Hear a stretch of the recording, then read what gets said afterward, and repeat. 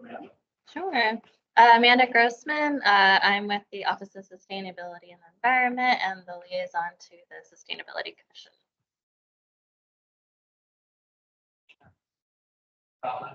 Just in time.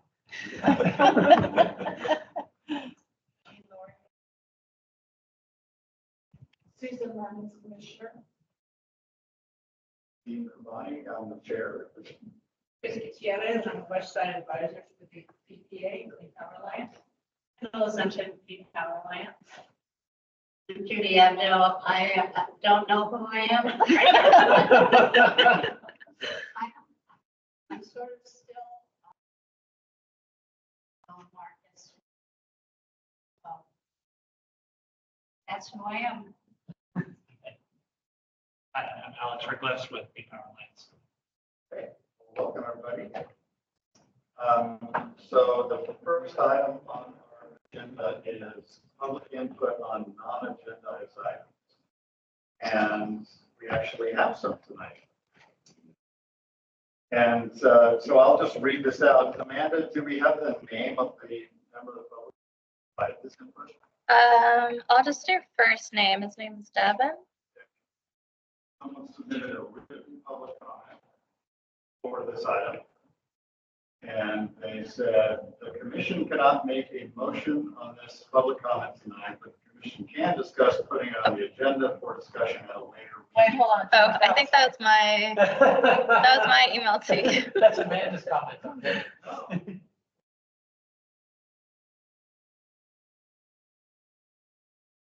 It might be below. Oh, there we go. Sorry. I thought I was reading hers. Okay, sorry. Last week, the city council voted to approve a motion to create the Santa Monica Bitcoin office to sponsor initiatives / partnerships supporting the Bitcoin industry. It was emphasized that the Bitcoin mining industry is investing in renewable energy products with positive environmental. Not mentioned that the reason is at least partially because mining is considered to have a significant negative impact on the environment. Or did the council members seem overly familiar with the working? Because of the potential environmental impact, both positive and negative, it seems like an issue that the Commission on Sustainability, Environmental Justice, and Environment should weigh in.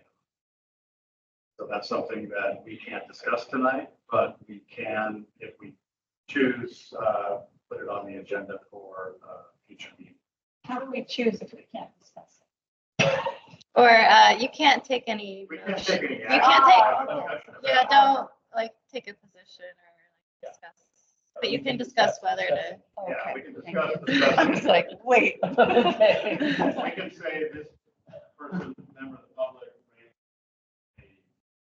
a relevant issue to our commission. If there's any, I think the only caveat would be if council's already taken an action and there's nothing we can do, it may not make sense for us to spend time talking about something. I believe it's coming back to council. I have to confirm, but we can have the staff member from the city manager's office come talk to like how this more context or background, because the public comment didn't really have a lot of the context. Yeah, that would be good. Yeah, I would love to talk about Yeah, Okay. great. I think it's very relevant. I feel like I don't know enough about Bitcoin clearly because I don't see the environmental intersection at all. And so I want to learn. It's alleged to use lots and lots of Lots energy. of Yeah. Okay. Maybe not a large social benefit. Yeah. Maybe, Yeah, this is all alleged because we can't talk about right. Right. it. Heard. But You've heard. I've heard, yeah. Some people say, or some people ask, isn't that what you're supposed to say? Yeah. Some people are saying. I'll move on to number 2, which is public agenda items. Under special agenda items, closed session. So we only have one bill agenda item. We have public input. Seeing no raised hands, we'll move Right on to our consent calendar, which is approval of the May 20th, 2024 meeting minutes.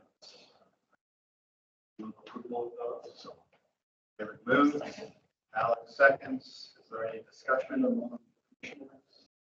Seeing none, all in favor? Aye. That's unanimous. We're right along now.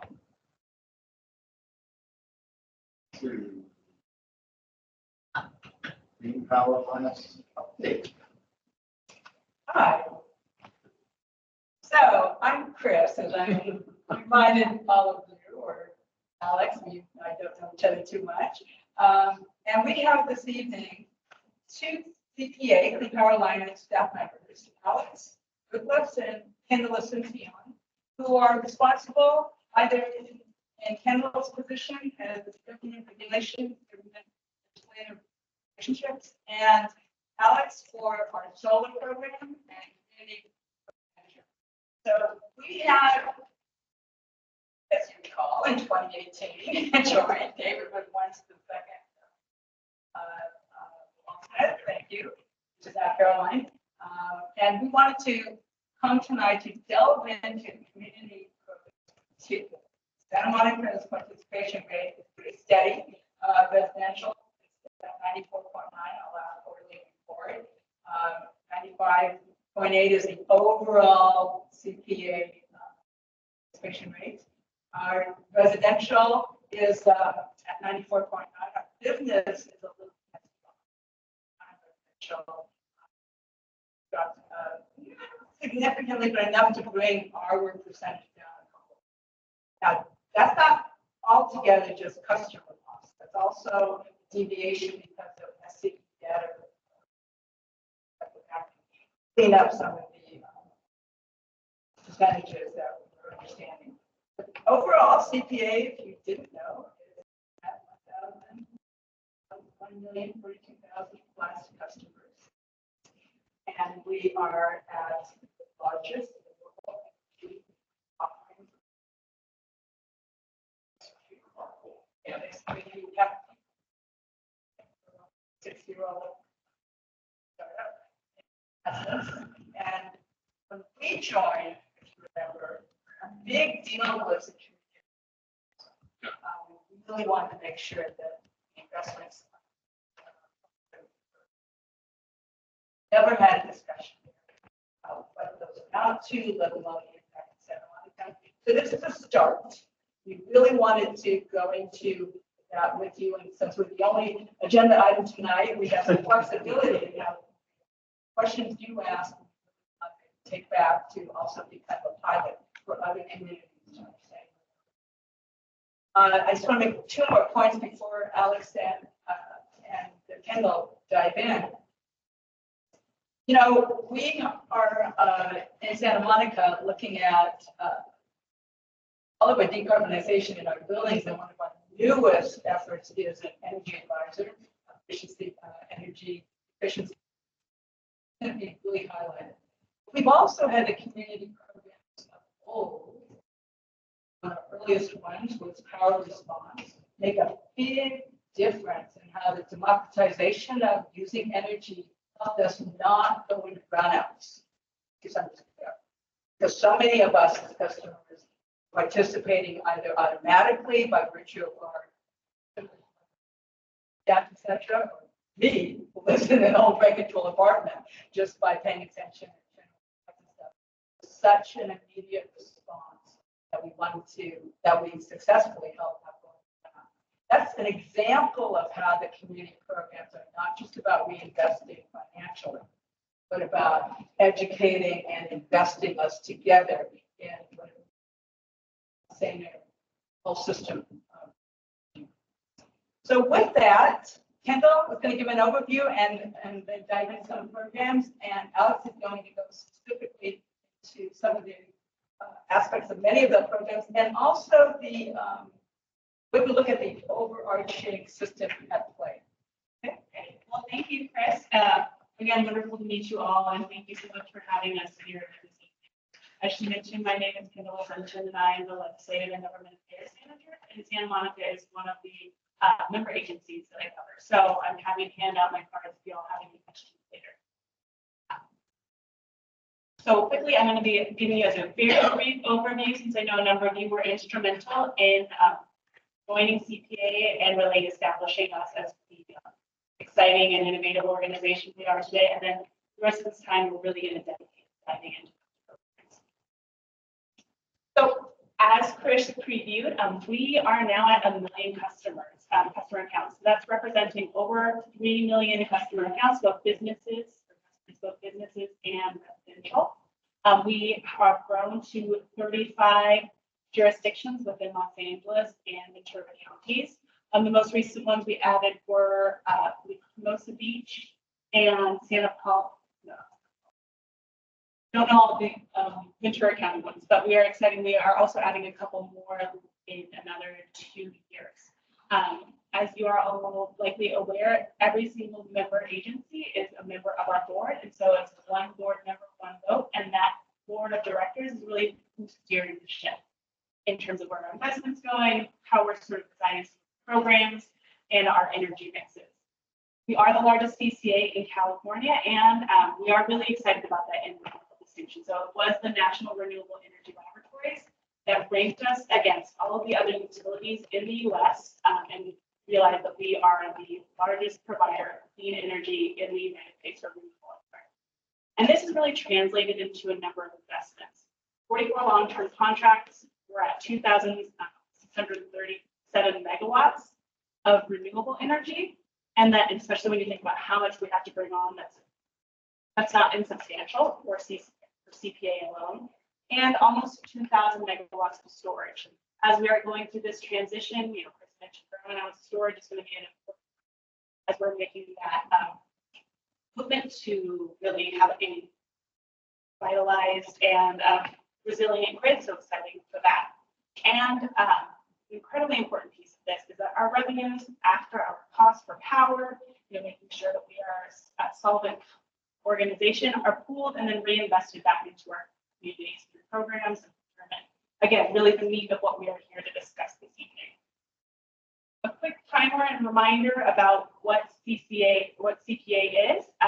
We are a publicly owned electricity provider, so we're providing additional choice in the market. We purchase the clean power, and then Southern California Edison is going to be the one who's transmitting and distributing that power. That looks like, and I'm sure you are all aware, one bill at the end of the month. It has our generation charge and Southern California Edison's distribution charge. Everyone in a city or jurisdiction is automatically enrolled at the rate the city council has chosen, but true to our nature, we allow for that ability for customers to opt up or down, and that's sort of what you saw reflected in the numbers that so they can either opt to our clean or lean product or go back to Southern California Edison. And that's really important, especially as we're discussing affordability, that our customers are able to choose what's right for them. And it bears reminding, even though you are all incredibly aware of what CPA is, that we are not an extra charge. We are a replacement for the generation. And with that, I will turn it over to Alex. Great. Well, good evening, everyone.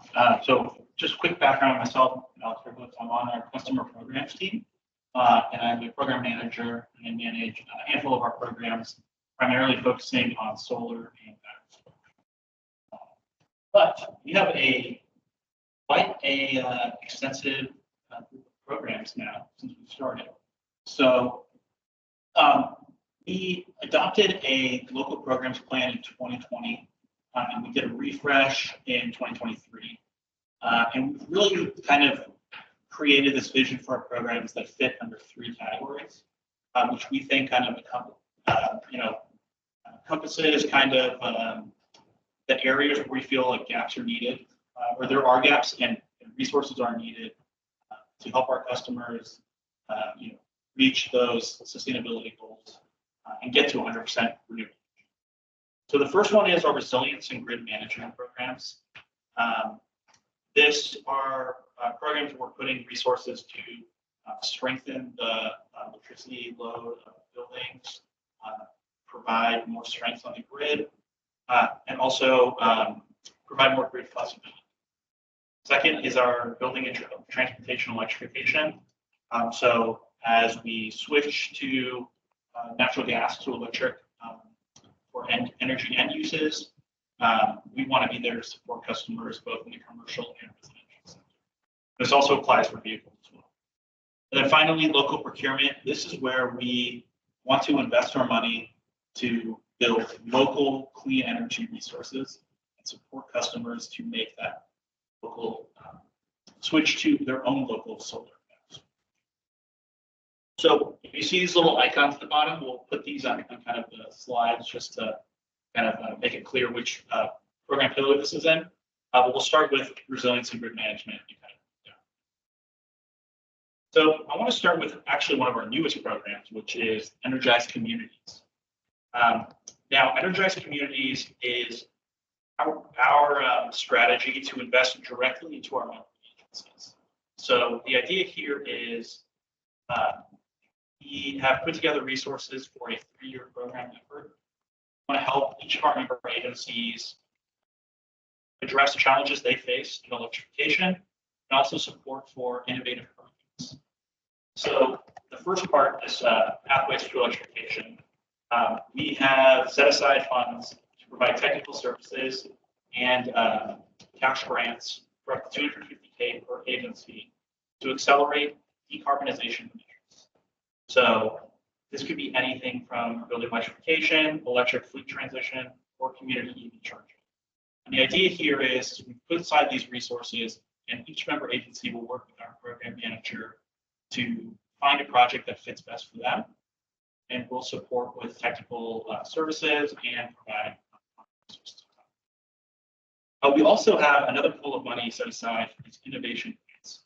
So we know that there's a lot of federal funding, state funding available, innovative projects, but not everything gets selected. That doesn't mean that these projects should kind of go away. So we've decided to set money aside to help our member agencies kind of build out these projects, maybe get them started, provide innovation or resources to get these innovative projects moving. So we set up this structure where member agencies can apply for up to $250K over 2 competitive funding cycles. And we're expected to award a total of 8 grants, so cycle. And this will kind of open up, I think, this current fiscal year, but later in this year. And the idea is we want our agencies to come with us with project ideas, and we'll support kind of getting them. Also, I should have said this up front. If you have any questions, let me know. We can stop kind of in between. The reason there's a lot of programs, so I don't want anyone to wait because by the time we get to the end, you're gonna have to. Yes.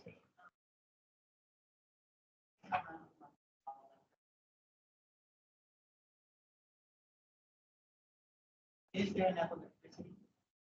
I think that it's like, you don't have it, you know. Well, that's a very good question, especially with EV charging. We actually recently did an internal analysis to look at, as we get more and more EVs on the road, how is that going to affect the energy we procure? And so you are right in the sense that if everything was to electrify tomorrow, we would not have the energy to support this. So we are really planning ahead. We have our procurement team looking at these long-term kind of estimates of what we expect power to be at. And so we're really trying to be ahead of the curve here. So I think with, unfortunately, the rate of electrification and EV adoption is a little bit slower than maybe we initially projected. So I think we're a little bit on the forefront here, but it's a very good concern. It's something that we are teaming very well. So back to energized communities for the this first group, this pathway to electrification. You know, we broke it up into 3 groups that we think are big challenges for member agencies. So this first is building electrification assistance. So we want to provide resources to aid technical assistance to implement electrification measures for member agency facilities. This is separate from the work we're doing with the REACH codes, which I'll get to later. This is really, you know, how can we help our agencies electrify their own? Now, this also can tie into community EV charging. We want to provide money to help public EV infrastructure. I know that's a huge area, and I know Santa Monica actually ahead of the curve because I'm using a public EV charger as we speak, which is great. And also tied to a UCLA lab I used to work with, so it's even more. So are you going to fund some of the chargers? The idea is that, so the resources can be, the 250K can be kind of split as, we'll have to negotiate how that works out, but really we're here to funnel, provide technical assistance and some funding to get this up.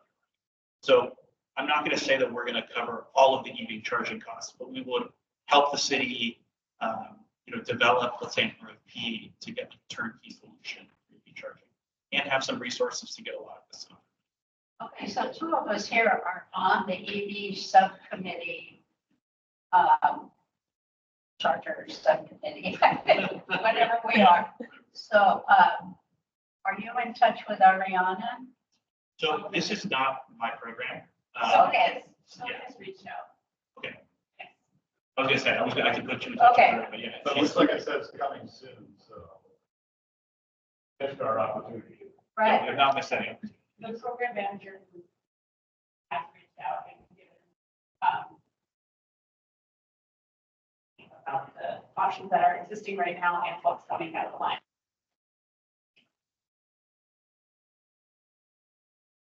So we're a subcommittee of this commission. The Santa Monica needs to choose which one of those three wants to be in.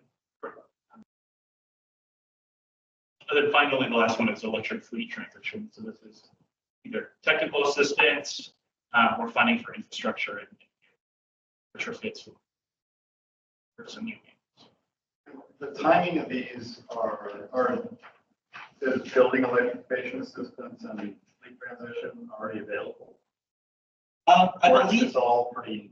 we're in the very early stages. So we launched this program at the start of this year. This is a 3-year effort. So right now, I believe our program manager, Sona, is reaching out to the member agencies, explaining the program and getting that initial engagement. So I don't think there's nothing that's been missed. So it's not like something is the city hasn't missed an opportunity. And I believe year 2 is really where we'll get into the actual development and implementation. As long as, yeah, so Sona, she knows Shannon very well, so I'm sure they're all connected. Staff is just so you know, Santa Monica is pretty far ahead in public EV charging. Building electrification is probably an area where we could some assistance. Yeah, we'll talk about that a little bit later with the reach code work, but I know the city's been working. Yeah. Our program manager on that as well. Yeah. So it'll be really interesting to see what the city decides to go with. But this is just one of our 2 pathways. And I'll get into our second one, which is in development, but this is our innovation grant. So this is where we would, be taking proposals for project ideas, and we'd be selecting 4 per cycle, total 8. Kind of provide funding to get these projects out of the ground. So there's some examples here. There's electrification for affordable housing, zero emission equipment, creative EV charging, current streamlining support. We're really kind of open to ideas here. And this is in addition. In addition. This is the grant, the innovation grant. I think we have to choose the innovation grant. Oh, let's double check that. Very good question. Very good question. I was under the impression that it was.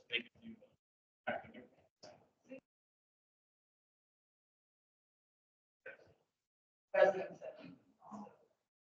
So that's something. That's the one. Yeah. And then this program is a big one, and there's a lot of information already available that we try to to educate member agencies. So I think we'll share this presentation with the group, or we will. But here's some links to the program webpage, some FAQs, This is a little bit more complicated of our program. So a lot more to come on this, and we're really excited. So moving on our resiliency grid management is PowerReady, which is one of our first programs. And the idea behind PowerReady is we wanted to, and I know there's a lot of text here, so I will summarize first, and then we kind of get into some more of the details. But really, we wanted to provide resources to help make member agency buildings more resilient.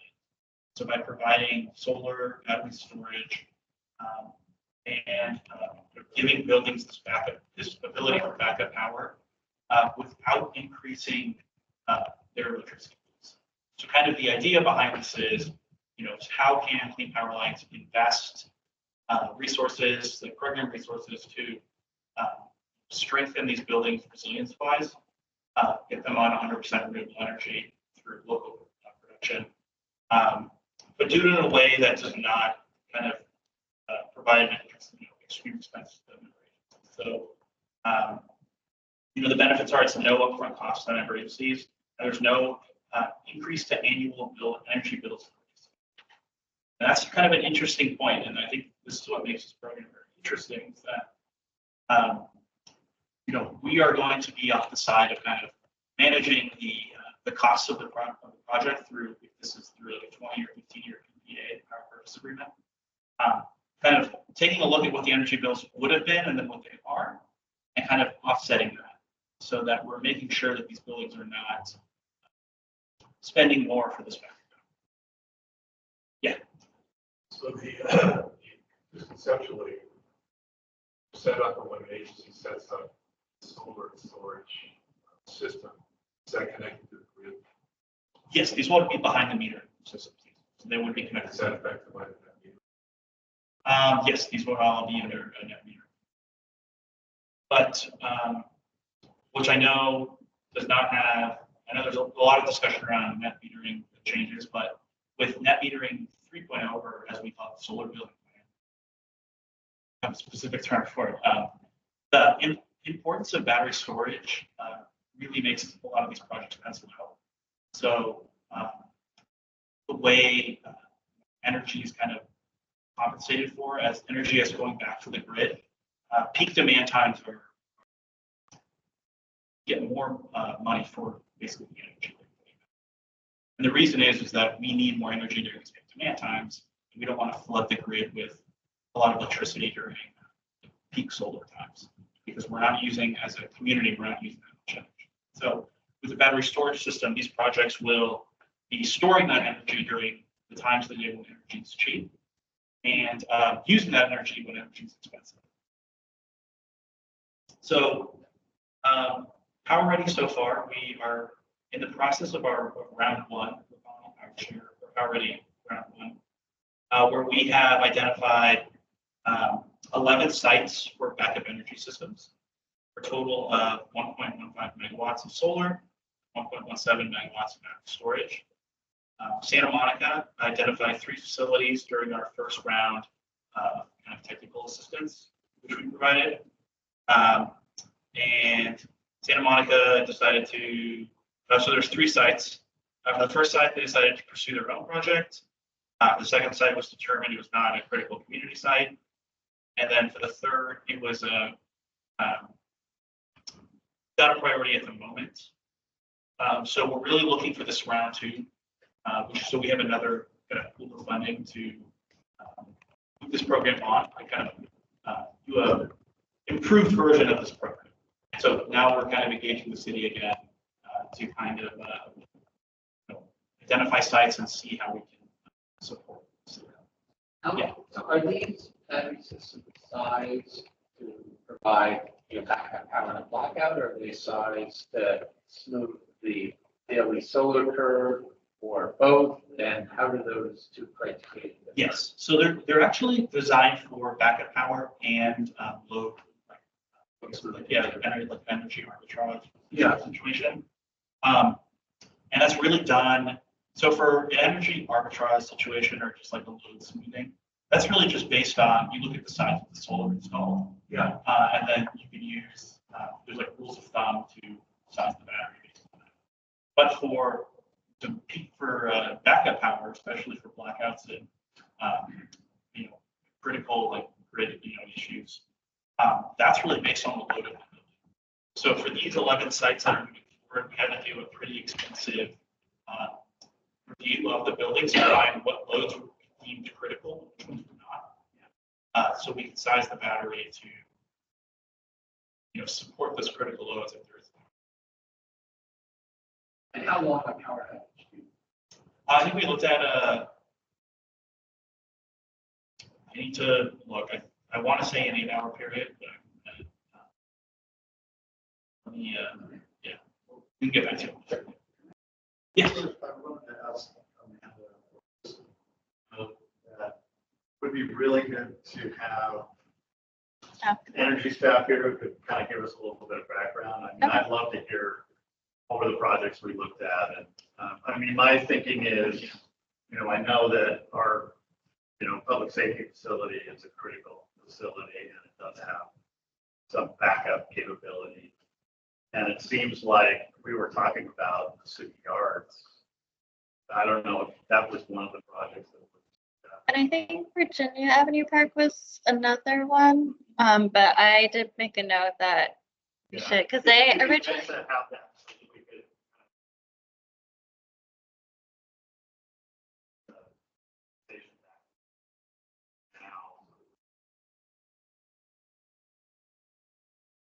Yeah, because I think they were here to present about the program, but I don't think they brought it, or they obviously didn't bring an update on where they're now. So let's invite them.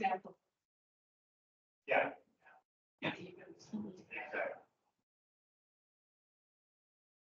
Yeah, that's some information we can grab too.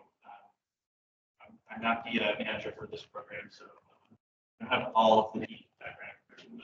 When we get to my programs, I hope there's questions like that. So I got all of them. Let us know. But yeah, we also have a webpage that says a brief explaining well, and I'll follow up the additional information. I think it might even just be a good idea to just share which program manager. If specific questions, I think we always like to be engaged with our committee. Okay, and then next we're moving on to power response. So the power response is our demand response program. So this is what Chris brought up as this was a key program during 2 years ago when we had those that intense heat wave in September, sending out critical alerts to customers telling them to reduce energy consumption. This is where this program put into action. And so power response, we have 4 pathways for customers to participate in a automated demand response program where devices can be throttled on and off, PC can be changed, and or smart devices can be controlled to reduce energy consumption in form of a financial incentive. So this works by kind of direct participation. So customers need to kind of sign up, go through the process of enrolling, and then they will get compensated for reducing their power. We call them kind of energy events. We call them events, but we have a certain amount of events that we have in the summer, and then a couple during the winter as well. Just so we can have kind of test out the system, and also there's still at times during the winter. So I want to quickly just go over, I know this is another big slide, but we have 4 different pathways. So we have, the first one is the smart home pathway.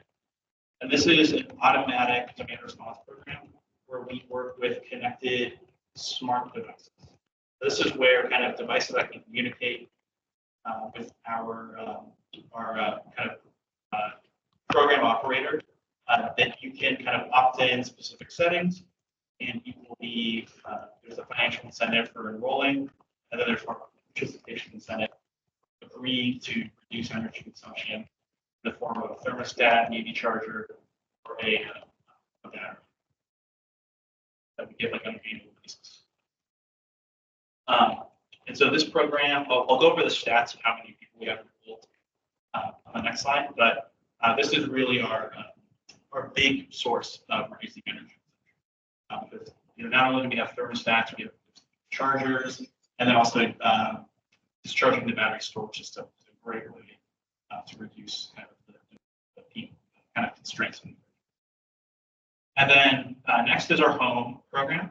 So this is doesn't necessarily require smart devices. This is more of a active participation or a behavioral program. So this is one I encourage everyone to sign up for. It's very easy to sign up for. You don't have to connect any devices, but you'll receive a message when there are events, and you will get a kind of incentive for reducing your kilowatt hour consumption during those events. So a rate of $2 per kilowatt hour. And then we've also tried to focus on incentivizing customers that are in care fair eligible. Those are our rate assistance programs, or customers that are in a disadvantaged community by giving a $20 digital or gift card for it. So this is one that if you're a CPA customer, you can apply to this. It's actually good for my parents. It was very easy. I'm unfortunately not a CPA customer, but they've received messages during the events, and they've been able to kind of, okay, I'll just change my thermostat. They don't have a smart thermostat, but it's a great way to kind of just be involved. And depending on how much you use, there could be a significant financial. Next is our multifamily community. So this is for affordable multifamily housing. And the idea is that we're going to provide an incentive for device that's being installed. So $130 per device to the management, to the owner, to kind of manage the enrollment and installation of these devices. And then customers will receive a $20 incentive. So the idea here is, how do we work with large multifamily buildings, specifically affordable, to get these devices deployed and get these, help, provide incentives to get smart devices, but also reduce peak demand in these buildings where typically customers are not participating. Yeah, so the enrollment incentive is a one-time, and then there's participation incentives as well. So for the resident in this case, they would get $40 per device installed as an annual participation. So this is an interesting one because we have to incentivize owners because they're the ones that are owning the building, but we're also incentivizing the residents too. So we're trying to address that split incentive issue where we're putting a lot of money up front to get the devices installed by working with the owner, and then we're trying to reward the resident. And the devices you're talking about Smart thermostats. I mean, I think we're open to other devices as well. I mean, this is a newer. We're still kind of trying to find some good partners here. Still kind of a new pathway, with a lot of challenges. But we're really, it could be smart thermostats. It could be like water heaters. It could be or EV chargers, depending on. But I think right now the focus has been on this is the kind of easiest. The reduction in incentives. How is that measured? Is that like the amount less power you use, like in a time period compare during an event compared to the average use during that time period, not during an event, or how is that? I'll make sure check, but if I'm remembering correctly, it's actually not based on the energy production, it's just based on participation. So it'd be $40 per year.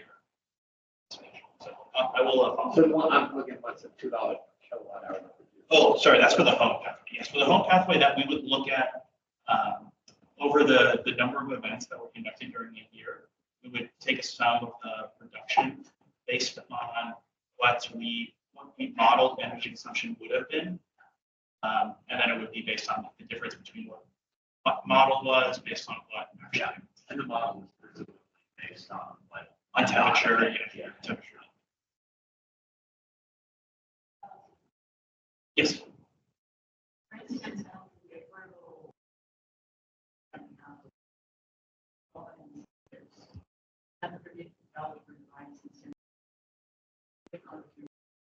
How much does it cost? You're getting $130 of it. So it's been. That's a very good question. I don't know, have a number off the top of my head. I'm trying to get back on that, but from my understanding, it's a pretty significant incentive. I think it's a pretty, I'll have to get back to you on that. I'm sorry. I can.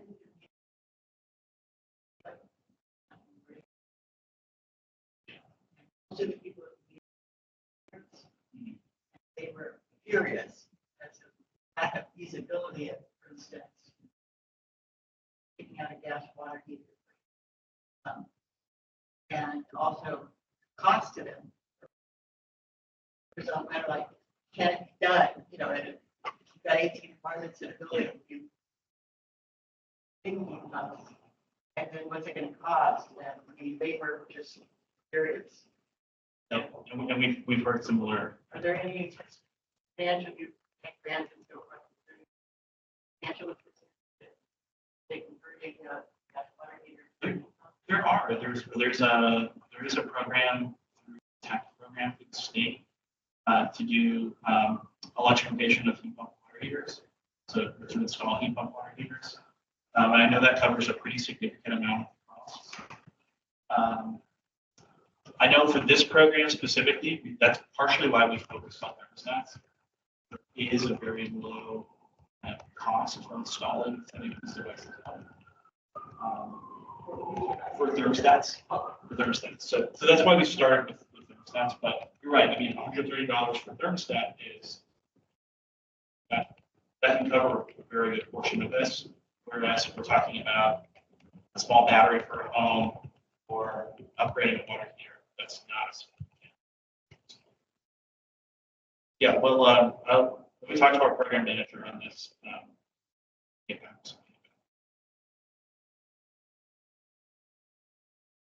Okay, and then finally we have our commercial leaders pathway. So this is a, our pathway is open for businesses. So this is where we'll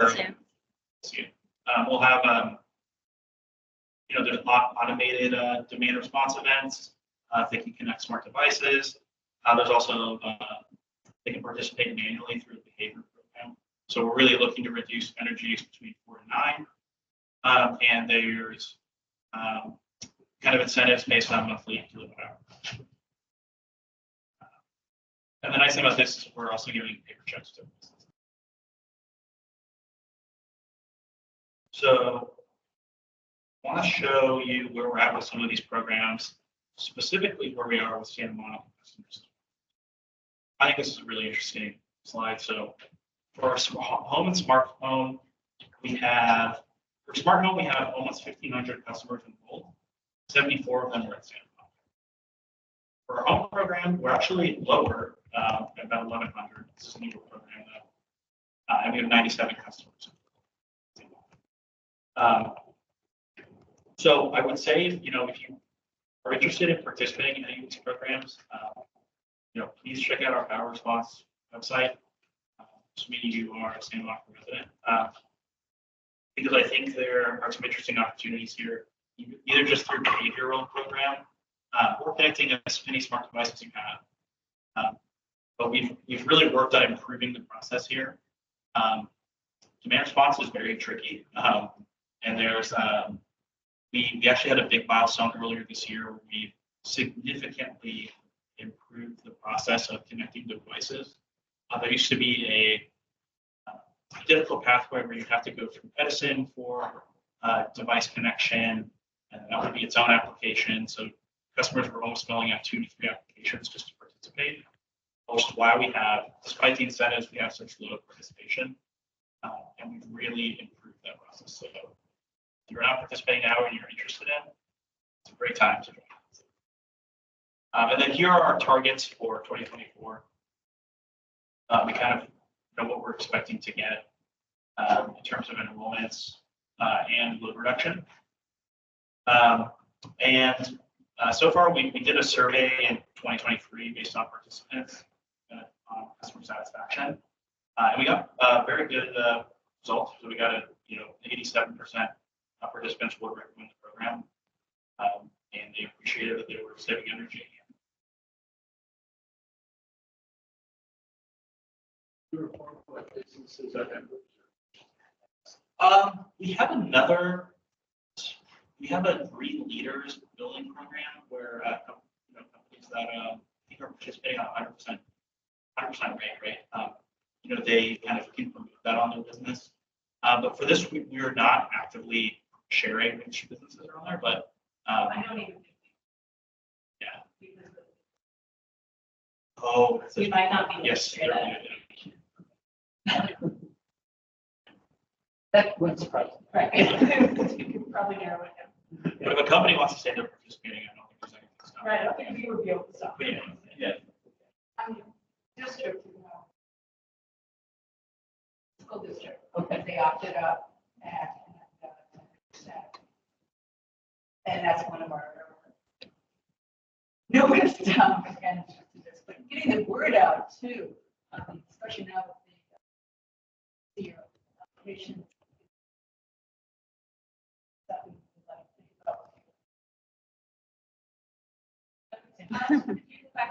Yeah.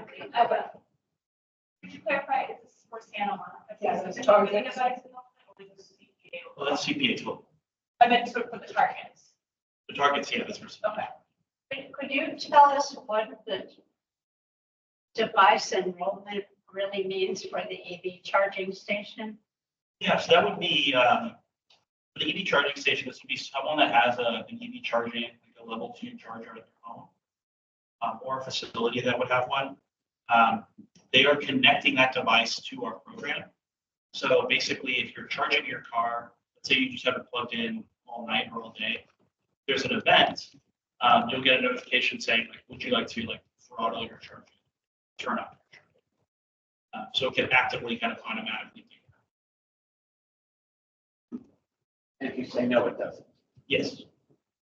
So how would you know? You get a text message from the program. Yeah, how would you get notified? That's part of when you sign up for the program. There's the communication methods it's part of the sign up process.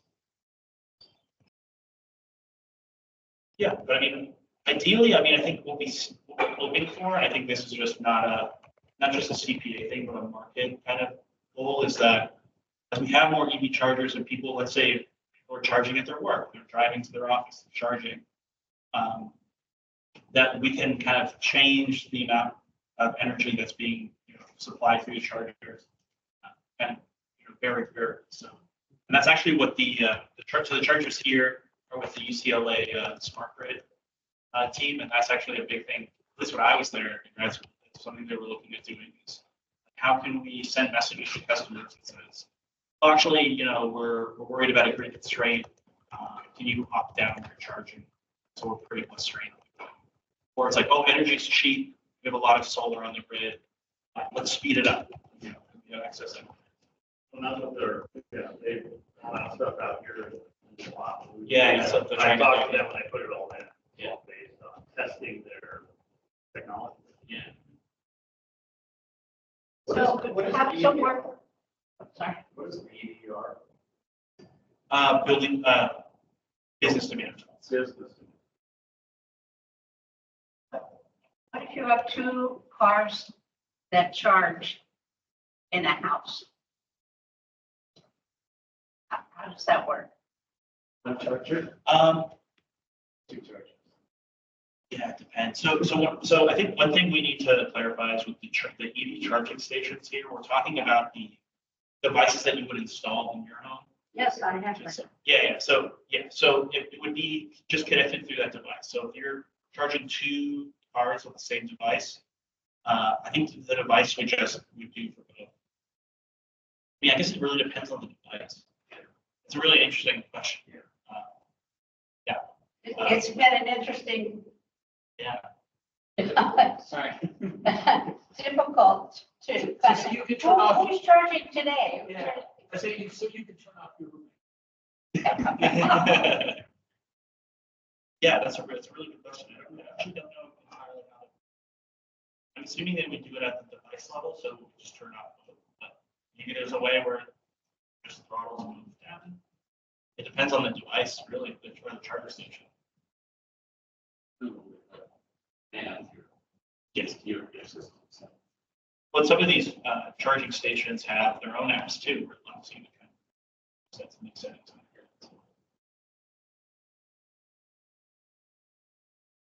Keep moving on. So we're going to talk about reach codes next.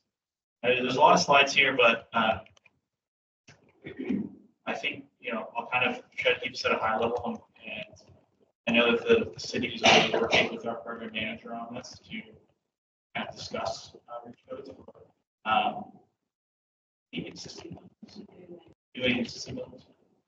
But really, here is we want to support our member agencies in developing reach codes or supporting them as they develop reach codes for decarbonization. So primarily for electrification and EV charging infrastructure. So what we're trying to do is we're trying to develop tools and templates we can give to our member agencies to help them be successful as they develop reach codes. And we've been following what is going on with reach codes across the state, which has been extremely interesting. I think as some of you may know, there's the Berkeley natural gas ban that went through court, that got rejected. And so we've really been trying to follow what's been successful and what hasn't been, and how can we help our member agencies kind of follow the paths that have been successful. So we are sharing a lot of lessons learned from other governments and really trying to work with our other CCAs, our CCA community, and really share the information. And then finally, we're also offering some financial assistance and technical support. So we have a vendor for this program who's kind of providing our technical expertise. So we're really trying to support our member agencies as they develop. And with anything with electrification. What is offer financial assistance to offset your staff time? I'll get to that later. We have some awards or funding we provide based on the level of participation. Good question. So like I mentioned, the type of reach codes we're looking at is building electrification, both new construction and or existing buildings. So the state of Monaco is very involved in the new construction and also working on existing buildings. And then also EV charging infrastructure for EV electric vehicles. So the key offerings here, so templates and tools. So we have a project partner here, and we're developing these resources and sharing them with our agencies, and using all the resources we have from others to kind of build out like a resource library for agencies. Missing a note in there, but customization. We obviously know that every city is unique in its own way, and that we need to be flexible with how cities need to be flexible with how they develop these reach codes. So this is a lot where we leverage the lessons learned and the research that we've done in collaboration with the partners. And then for adoption, we're providing technical assistance. We can prevent city council meetings, facilitating workshops, and then we'll get to the next offering, which is providing financial support. So we have these different kind of categories for financial offering based on kind of how our agency is participating. So we're kind of a new construction reach code, kind of in the early phases. We'll have, we're calling it early adopter.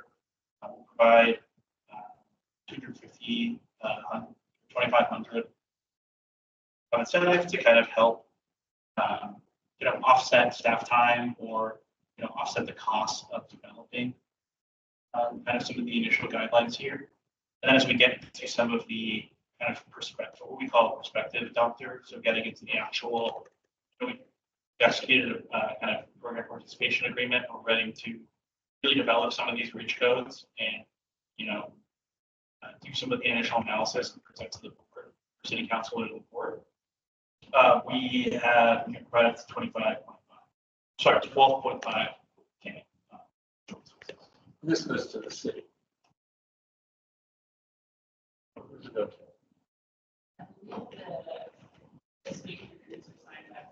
Yeah, I believe so, but I'll double check. yeah, let's double check. City Yeah. general fund.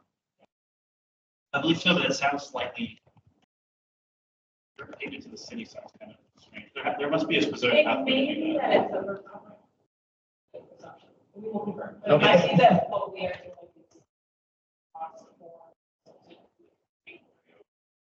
And working directly with the staff to develop the right reach code. And in addition to that, going to and holding the workshops and meetings in the community to. Okay, so you're basically paying for a consultant or paying part of a consultant to help the city do. That sounds a lot more, because the idea of giving money directly to a city does not sound right. So, it doesn't, I don't think it works out. Okay. Cool. And then finally, we have similar pathways for those who want to participate in the existing building pilot.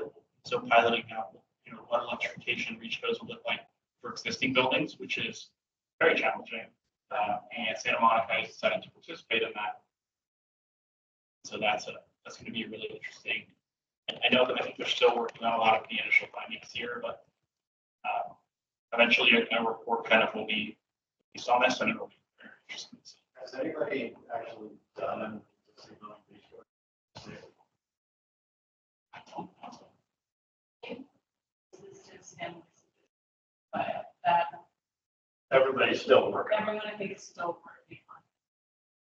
And we are holding, Santa is actually participating in our, we should go workshop on the 17th. So they're going to be presenting on to other agencies so they can sort of see what the applicants have.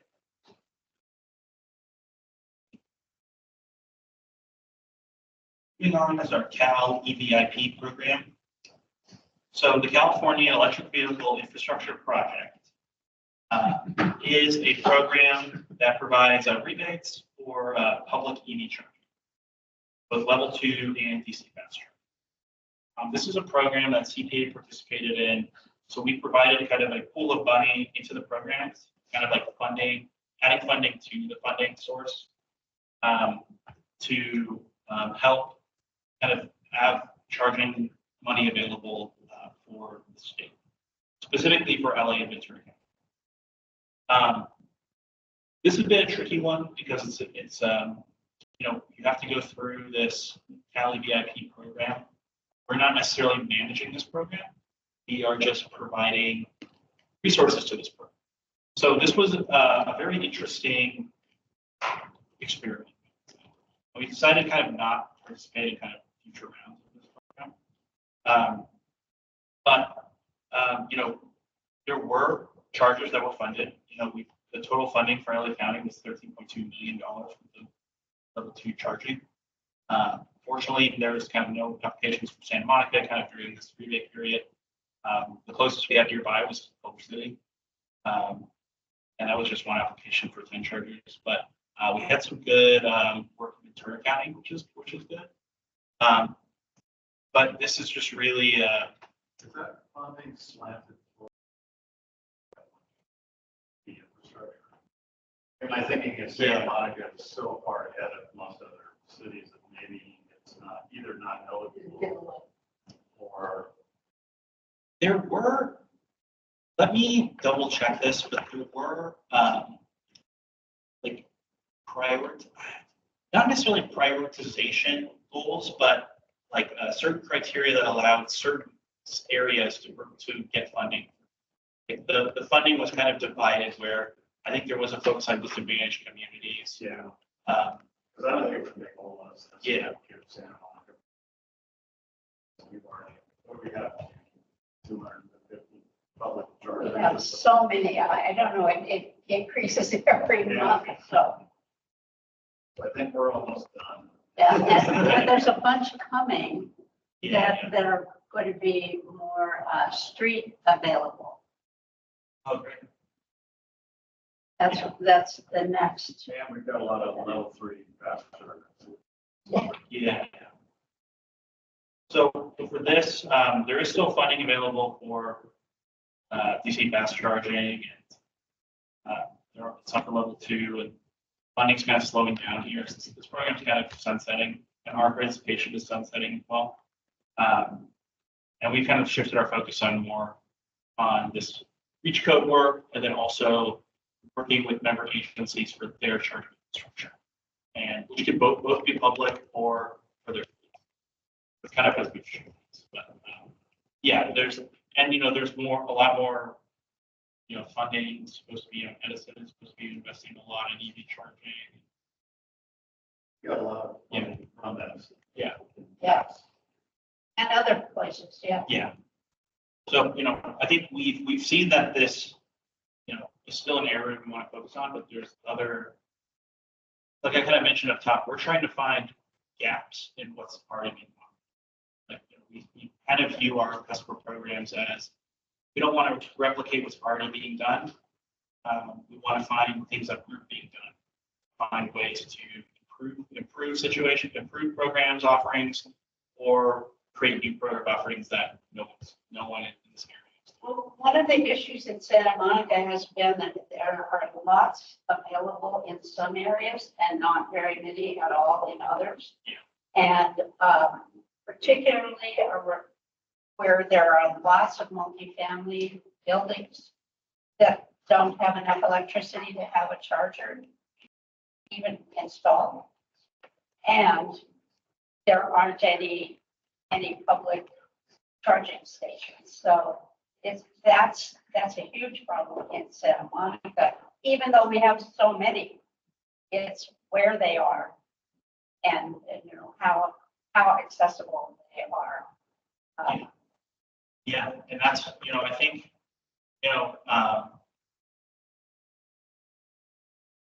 the kind of state of EV charging right now is, the focus is on, at least at the California Energy Commission level, is to build infrastructure where we have that charging like within, I think they say like 5 mile radius, 5 mile radiuses. Like they're trying to really invest in.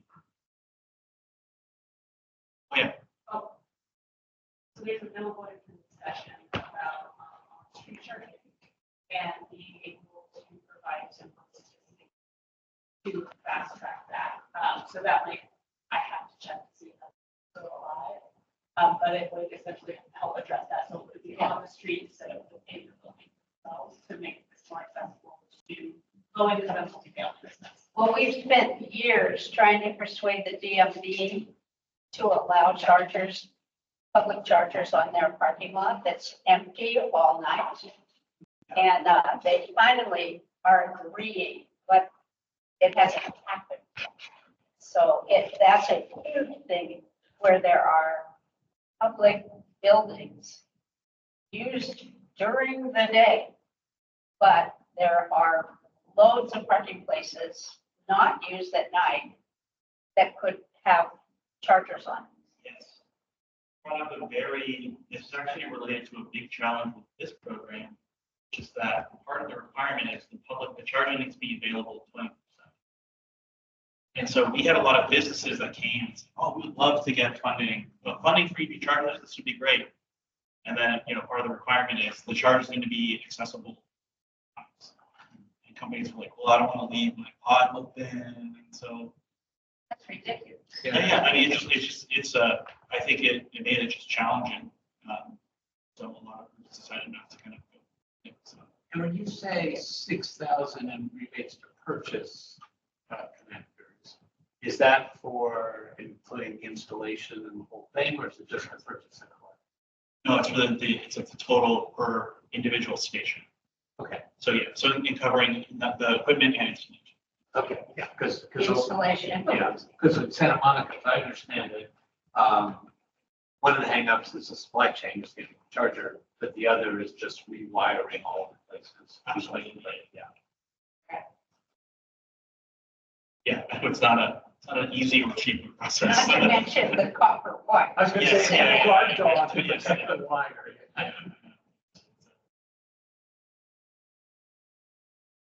Well, is there any other questions on charging?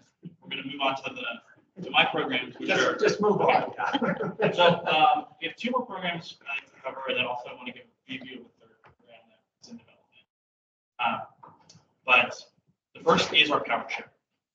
So our power share program gives income eligible customers who live in a disadvantaged community 100% renewable energy with a 20% bill discount.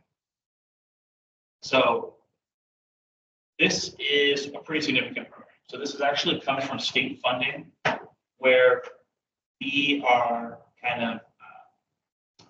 we've created kind of a new tariff that gets funding from cap and trade funds to basically procure local-ish solar to kind of cover the energy consumption of this program and give customers 100% renewable energy and then give them a 20% discount. So right now, the Power Share program has 6,500 customers enrolled. And in Santa Monica, we have a total number of eligible customers, about a little bit less than 1,400, and we have 84 enrolled. And it's a customer household or a person. A household, so it's capped. But this is, like I mentioned earlier, they have to be on a fairer rate, and they have to live in a disadvantaged community as defined by Callan Virus 3.0 or 4. So for Santa Monica, there's not too many areas for this. So actually having 84 customers enrolled is pretty good turnout, pretty good support for the community. We obviously would like to get that number higher. So the way they find out of their energy bill. So the way they find out about this, so this program actually right now is in an interesting state of flux. But right now, we have a web form on our webpage, and customers can enroll there. We also sent mailers out to all eligible customers, and they can respond to that mailer to enroll, or they could call our call center. Those are really the three pathways. So we've done marketing by sending emails to eligible customers.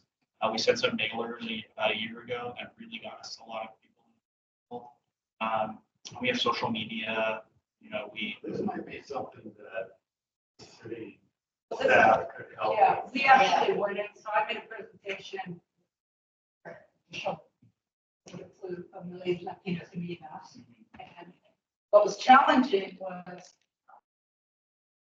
it's labor intensive walking through, the address, blah, blah, blah.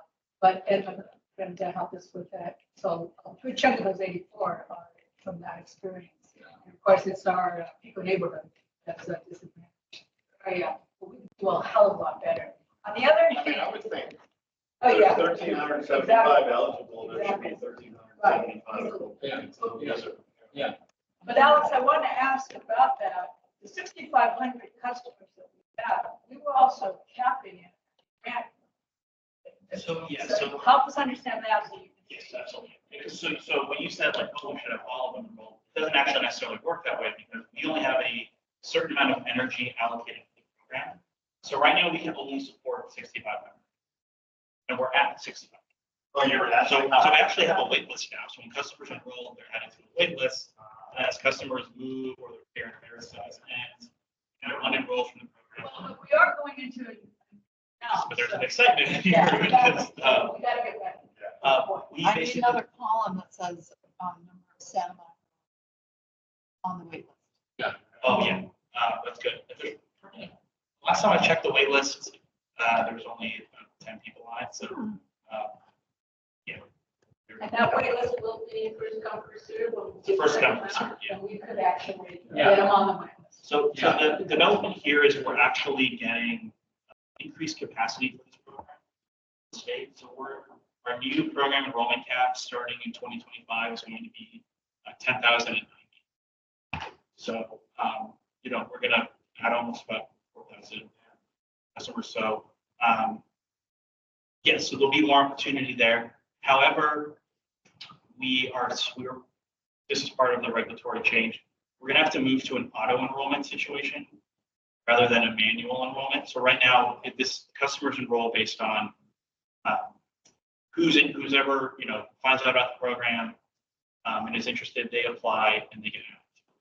Moving forward, we're gonna have to do auto enrollment where we're gonna have to set up criteria and we're gonna have our own list that kind of is like a lottery-based list based on certain elements of our new criteria, and then they'll be added kind of automatically.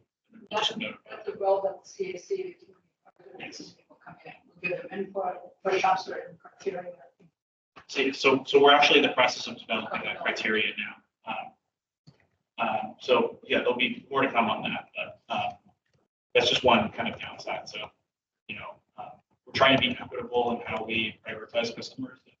We have some guidelines from the state to prioritize customers that are at a higher risk of disconnection. So we're trying to really, give the built-in discount to customers that are having trouble. So then we have our PowerShare website is a really easy to understand website.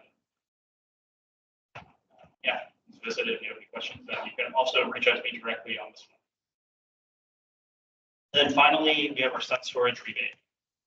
So sun storage rebate is we found that the switch to the solar billing plan, NEM 2.0 to the solar billing plan. Solar, the kind of compensation rates for solar are changed where we're trying to, provide more energy to the grid during peak demand, because that's when we need it the most. And if we flood the grid during peak solar development times, it doesn't really help us. It actually is like kind of harmful.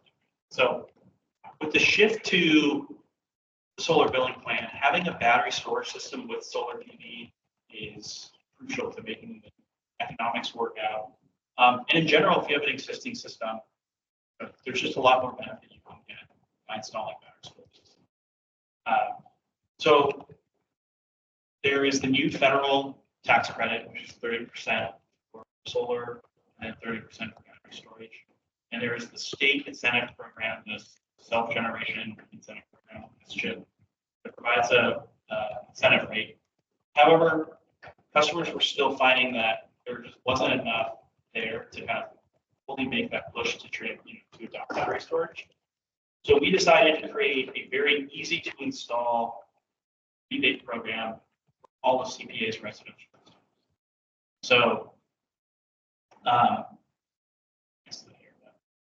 So basically, any customer that installs an eligible battery storage system will receive $750 for install. Now, what are the requirements for that? So it needs to be a new battery storage system paired with solar PV. It can be existing solar PV, or it can be new solar PV. It needs to have a total capacity of at least 5 kilowatt hours. The equipment itself needs to be part of the self-generation incentive program. It's verified equipment list. It just means someone's done verification of this is a legit battery, and it's going to be safe to operate, get out to the grid. And it needs to be set to discharge 50% of its capacity on a daily basis. So we've really designed this program to be an easy application. So customers can just go on our website. We now have a web form, fill it out, submit it to us. We check for eligibility. Once you install it and you receive your permission to operate, you submit another application and we'll pay you within. And then customers who want a care, fair, or medical baseline rate can receive an additional $250, so they'll get a total of $1,000. So we launched this program in March. Right now we have almost 1,000 applications, and we paid out 27. Paid out over 20K of incentives. And really excited about this. I think we really hoping that this helps incentivize customers to install. Seems like we're going to be Yeah, I mean, I think we're at the point where we're catching customers who are already installing it, and they're like, oh, great, another resource. Oh, wow, of course we'll take it. So I think as we'll get to, we want to encourage people to kind of say, like, I actually wasn't going to install battery storage for this program. It's just along. So we're kind of waiting for that next phase of customers, but I think it's a great use of money because we want more battery storage on the grid. We want our customers to have the ability to have backup power. We want them to, help with grid constraints by on their battery storage systems. They can get this rebate and then they can participate in our response program. They have an eligible battery. So there's like ways, once customers start getting solar and battery storage, there's hoping that there is multiple programs they can participate in to really, utilize these systems and, provide, lower their own energy bills, but also help kind of supporting their neighbors with strengthening the grid. So really excited about this. And we have enough funding for 2,000 applications. And yeah, we're just hoping people will apply.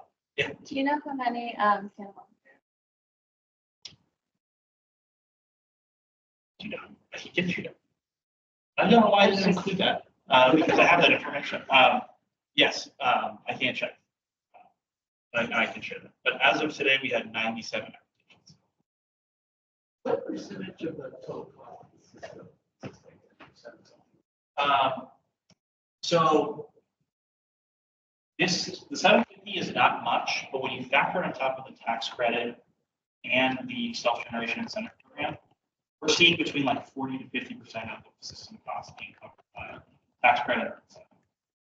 So we like to say up to 50%, because if you have a smaller battery, like let's say you don't need to have a really large battery, it's kind of add up really well and you can get up to 50%. But if you have a really large, expensive battery, it'll probably be closer to like 40%. Yeah. What's the reason? We want to make sure that, so the reason for that is we wanted to make sure customers weren't installing a battery storage system and then not discharging it, just like holding it for backup power. Our thought is if we're going to invest, money to get these battery storage systems, we want them to be like slightly working for the greater grid purpose. You want to like make space to fill it up during the day. Yeah. Like empty your dam somewhere. Yeah. And so this was actually funny. When we started, there was a big concern of we didn't want to give, however millions of dollars away to install batteries and then they don't actually help the grid because everyone's just has them stored in case, high heat events or there's a blackout. But after talking with battery developers, they were saying about 90% of customers are already discharging their battery. So we added it as a requirement, but this is not going to be a major goal. I think most customers are going to have their batteries set to what they call economic mode. So they're looking to reduce their electricity bills as much as possible. So we don't really see this as a big, but we wanted to make sure, we wanted to cover ourselves and make sure.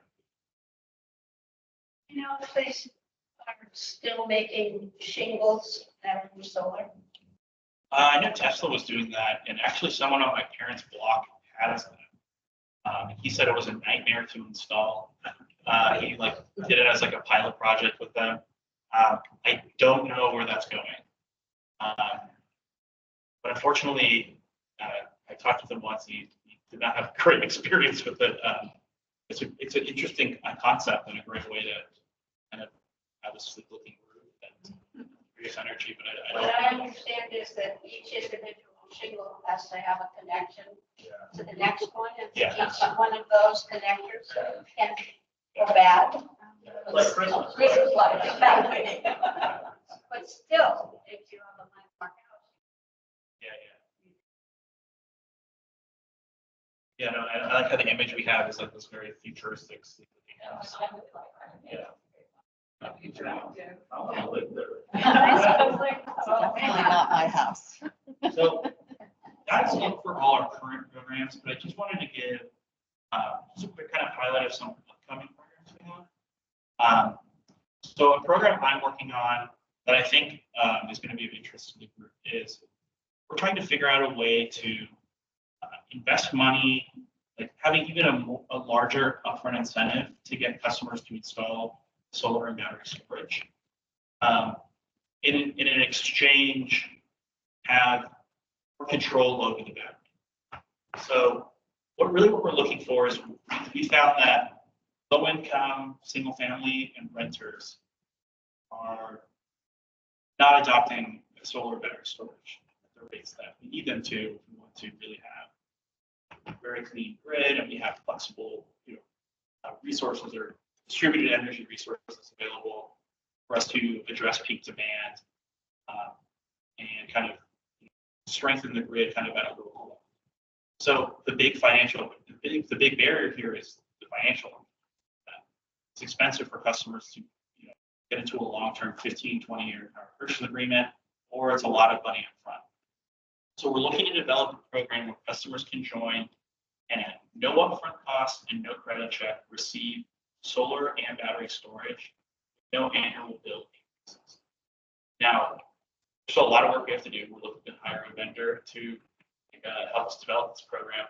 But what we're really trying to do is we believe that making the investment to cover up some of these upfront costs to get these systems installed, by controlling these batteries to use them as peak demand reduction devices, both save the customer money, save us money in operational costs, and strengthen the grid. And we think that by using program resources to invest in these types of projects will be so.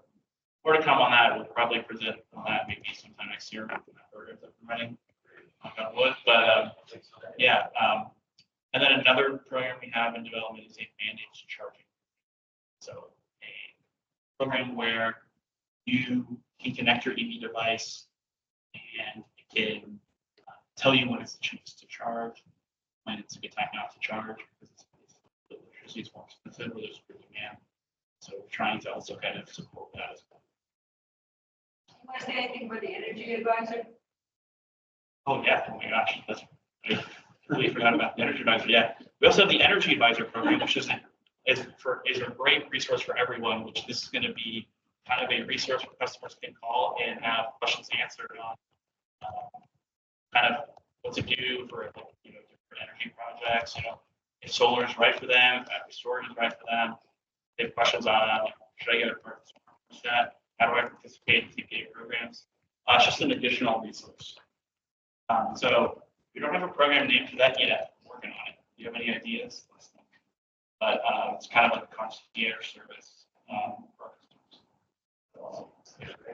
One of the things we really wanted to. I can totally use that right now. Yeah. I talked to Amanda.